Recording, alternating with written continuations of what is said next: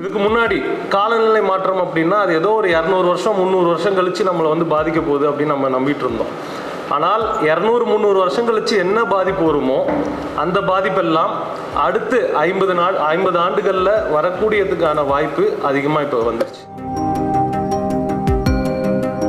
அதனால தான் அவர் சொன்னார், இந்தியா கிராமங்களில் தான் வாழ்கிறது, கிராமங்களின் வீழ்ச்சி இந்தியாவை பாதாளத்தில் தள்ளிவிடும் சொல்றாரு.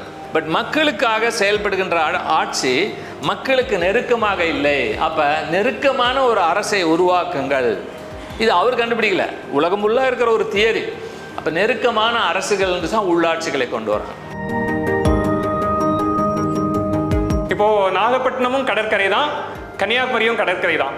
2 ஊருக்குமான பிரச்சனைக்கு ஒரே தீர்வு நிச்சயமாக இருக்க முடியாது. அதான் நம்ம பார்க்குறோம். இன்னைக்கு நம்ம தமிழ்நாடு கான்டெக்ட்ல சொல்லணும் அப்படின்னா, உங்களுடைய வீடு ஊர்ல எந்த பகுதியில் இருக்குது அப்படிங்கிறது வந்து அது உயரமான இடத்துல இருக்கா, தாழ்வான இடத்துல இருக்குதா, குப்பமேட்டுக்கு பக்கத்தில் இருக்குதா, அதுல இருந்து தூரத்தில் இருக்குதா அப்படிங்கிறத உங்களுடைய ஜாதி தான் தீர்மானிக்கக்கூடியதாக இருக்குது. அப்போ ஜாதி அப்படிங்கிறது வந்து சுற்றுச்சூழல் பார்வையில், அதுவும் காலநிலை மாற்ற பிரச்சனைகளை எதிர்கொள்ளும் போது இது ரொம்ப ரொம்ப முக்கியமான ஒரு விஷயமா பார்க்குறேன்.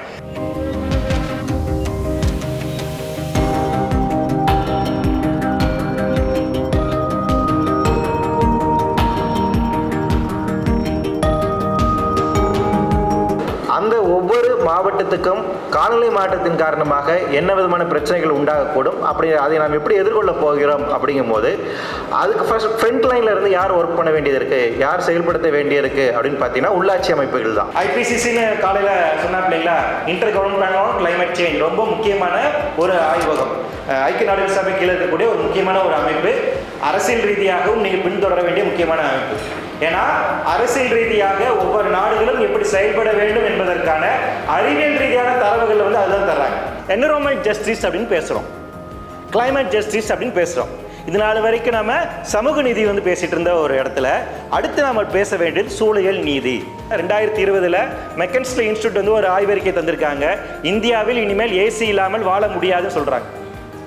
அதான் தெர்மல் டிஸ்கம்ஃபர்ட்னு பேசினார் இல்லையா, நைட்டு கூட உங்களுக்கு புழுக்கு அதிகமாக இருக்கணும், ஏசி இருந்து நீங்கள் ரூம் டெம்பரேச்சர் பேலன்ஸில் வச்சுருந்தா தான் உயிர் தப்பி பிழைக்க முடியும். இன்ஸ்டியூட் ஆஃப் இன்இக்வாலிட்டி அப்படின்னு ஒரு இன்ஸ்டியூட் இருக்காங்க, அவங்களுடைய ஒரு ஆய்வறிக்கை வந்திருக்கு. பிரிட்டிஷ் காலத்தில் இருந்து தற்போது வரைக்கும் இந்தியாவில் பணம் படைத்தவர்கள் அவர்களுடைய சொத்து மதிப்பு அப்படிங்கிற என்னவா இருக்குன்னு பார்க்குறேன். இந்தியாவில் இருக்கக்கூடிய 1% மக்கள் வந்துட்டு இந்தியாவினுடைய 56% வளத்தை அவங்க வச்சுருக்காங்க.